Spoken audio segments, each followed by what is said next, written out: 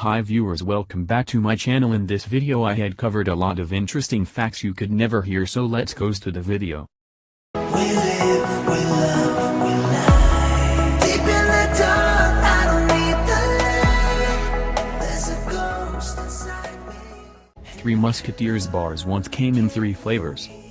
If you never understood where the name came from, now it can finally make sense. The bars, when created in 1932, were sold in packs of 3, each with a different nougat flavor: vanilla, chocolate, strawberry. During the sugar rations in World War II, 3 packs became too expensive to produce, so the company cut the retail down to 1 flavor. New York City has its very own species of ant. The Manhattan ant is found only within a 14-block strip of New York City, and nowhere else on the planet. It's similar to a regular cornfield ant, but can't be matched to any other known ant species. Scientists believe that it evolved thanks to isolation within the concrete jungle and potentially from an unhealthy diet. Natural disasters are given human names because of political views. The original meteorologist to begin naming them, Clement Wragg, named hurricanes after politicians he didn't like, so that he could say things like they're causing great distress, wreaking havoc and wandering aimlessly. So, who would you name a hurricane after? The US Navy uses Xbox 360 controllers. Xbox 360 controllers are lighter, more intuitive, and overall just easier to use when operating the periscopes on submarines, unlike the complex, helicopter-style control sticks previously used. Also, the game console controllers sell for around $20, while replacing a submarine industry standard controller can run nearly $40,000. All told, swapping to the Xbox controller has reduced training time from hours to mere minutes. Jeannette Rankin became the first female member of U.S. Congress in 1916.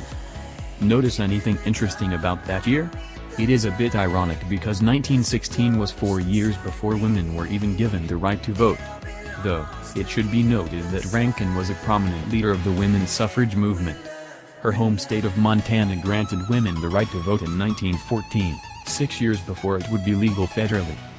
Charlie Chaplin once entered a Charlie Chaplin look-alike competition and lost. In 1975, a few years before he passed away, Charlie Chaplin entered a look-alike contest in France. He came in third, not first. A theory as to why he didn't win is that he has blue eyes that couldn't be seen in black and white, so the judges didn't recognize him. Whatever the case, though, he was apparently a good sport about being bested. The Leaning Tower of Pisa has always leaned. It's not like this famed structure slouched to the right over time. Construction for the tower began in 1173, and, because of the soft ground it was built on, began to lean as soon as builders got to the 3rd story, 5 years after construction started. Over the next 800 years, leaning wasn't the only thing off about the tower, it's also sinking at a rate of 2 millimeters per year. Thomas Jefferson and John Adams died within hours of each other.